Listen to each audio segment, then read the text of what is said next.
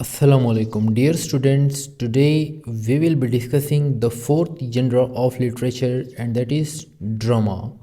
इससे पहले मैंने आपको तीन जनरास पढ़ाए थे लिटरेचर के। सबसे पहला था फिक्शन, नॉन फिक्शन, फिर मैंने पोइट्री को डिटेल के साथ डिस्कस किया था और आज जो है ना हमारा लास्ट जनरा है वो है ड्रामा। ड्रामा को देखते हैं कि ड्रामा क्या होता है। इस पे एमसीक्यूज आते हैं। This is the most important genre in literature. ठीक है, ड्रामा को हम डिफ़ाइन इस तरह से करते हैं कि drama is a genre of literature. ठीक है, यानी ये लिटरेचर की एक टाइप है that is written for the purpose of being performed on the stage.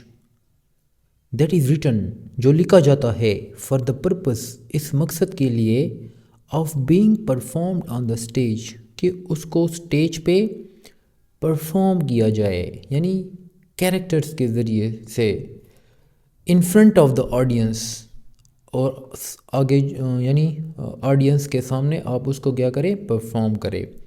तो ड्रामा एक ऐसा लिटरेचर होता है जिसमें आप क्या करते हैं, उसको स्टेज पे परफॉर्म करते हैं, एक्शंस करते हैं, कैरेक्टर्स होते हैं वो, और ऑडियंस भी बैठी होती है। ठीक है, okay. It is written in dialogues. Drama जो होता है वो डायलॉग्स में लिखा गया होता है। ठीक है, डायलॉग्स क्या होते हैं इसको ज़रा देखते हैं।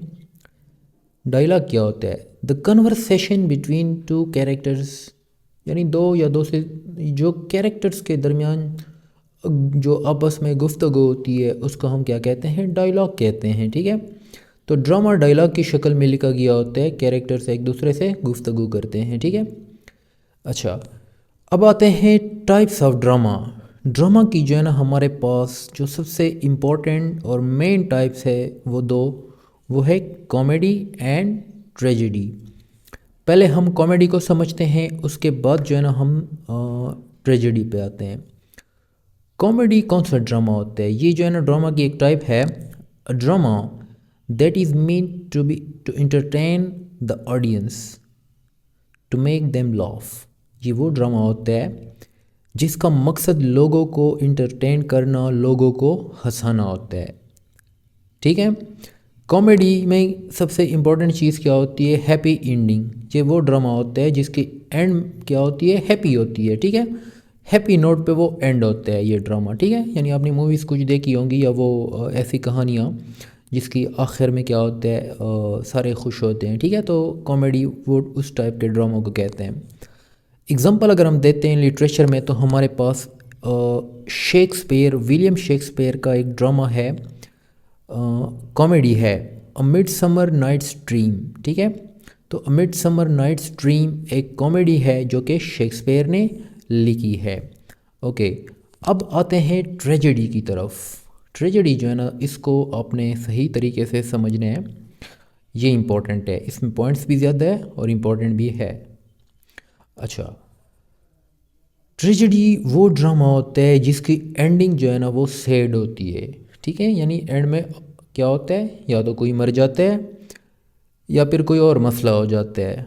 ठीक है, तो ट्रेजेडी वो ड्रामा होता है जिसकी सैड सैड एंडिंग होती है। ठीक है, एक पॉइंट। दूसरा पॉइंट, ट्रेजेडी के अंदर जो हीरो होता है उसका ना, उसको हम कहते हैं ट्रेजिक हीरो। ठीक है, ट्रेजेडी के अंदर जो हीरो होता है उसको हम क्या कहते हैं, ट्रेजिक हीरो। ट्रेजिक हीरो जो होता है उसके अंदर उसकी शख्सियत में एक फ्लॉ होती है, खामी होती है, यानी वो लालच भी हो सकती है या कोई और खामी भी हो सकती है, कह सकते हैं वीकनेस होती है, उसकी कैरेक्टर में एक वीकनेस होती है। ठीक है, और उस वीकनेस को हम क्या कहते हैं, ट्रेजिक फ्लॉ। तो ट्रेजिक फ्लॉ क्या होता है, tragic flaw is the flaw in the character of the tragic hero that is responsible for the downfall of the tragic hero. यानी ट्रेजिक हीरो के कैरेक्टर में उसमें एक खामी होती है जिसको हम ट्रेजिक फ्लॉ कहते हैं, और ये इस खामी की वजह से उस ट्रेजिक हीरो का क्या होता है, डाउनफॉल होता है, यानी या तो उसकी डेथ हो जाती है या उसको नुकसान उठाना पड़ता है। ट्रेजिक फ्लॉ जो होते हैं ना, it is responsible for the downfall of the tragic hero. ठीक है, अब डाउनफॉल के साथ आप वो डबल एल लगा दो। ठीक है, तो ट्रेजिक फ्लॉ जो है ना वो फ्लॉ होता है जो कि ट्रेजिक हीरो के कैरेक्टर में होता है, और वो जो है ना सबब बनती है ट्रेजिक हीरो की जो जवाल होता है वो उस ट्रेजिक फ्लॉ की वजह से होता है। अच्छा, अब इसको थोड़ा सा हम एग्जांपल में मैं आपको समझाता हूँ। एक शेक्सपियर की एक बहुत इम्पोर्टेंट प्ले है हेमलेट। ठीक है, उसके ज़रिए से मैं आपको ये ट्रेजिक हीरो, ट्रेजिक फ्लॉ, ये सारी चीज़ें मैं आपको समझाता हूँ। अच्छा, ट्रेजेडी हम पढ़ रहे हैं तो एग्जांपल्स अगर हम देखते हैं ट्रेजेडी की, तो हमारे पास लिटरेचर में एक बहुत फेमस एग्जांपल है ट्रेजेडी का, हेमलेट, जो कि विलियम शेक्सपियर ने लिखा है। हेमलेट एक ट्रेजेडी का नाम है, और इस ट्रेजेडी में जो ट्रेजिक हीरो होता है वो भी हेमलेट होता है। उसका नाम भी क्या होता है? हेमलेट होता है। उसको हम ट्रेजिक हीरो कहते हैं। क्यों कहते हैं? क्योंकि ट्रेजिक हीरो के अंदर ट्रेजिक फ्लॉ होती है।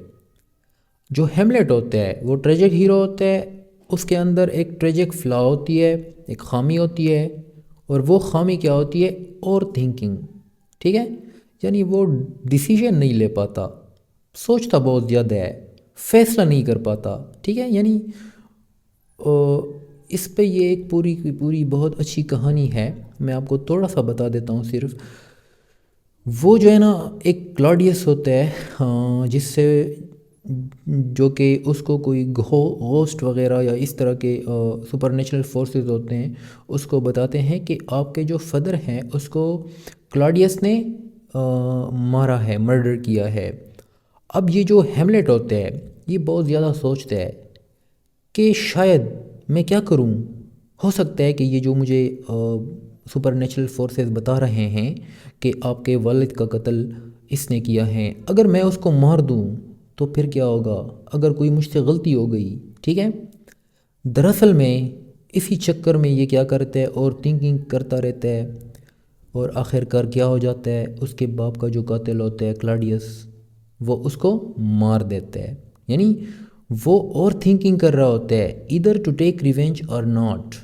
क्यों? क्योंकि उसको कंफर्म नहीं होता कि मैंने रिवेंज लेना है या नहीं लेना है। ठीक है, जिसकी वजह से लीड्स टू हिज डेथ, जिसकी वजह से उसकी डेथ हो जाती है। यानी वो डिसीजन नहीं ले पा रहा बदला लेने के लिए। ठीक है, बहुत ज़्यादा सोच रहा होता है।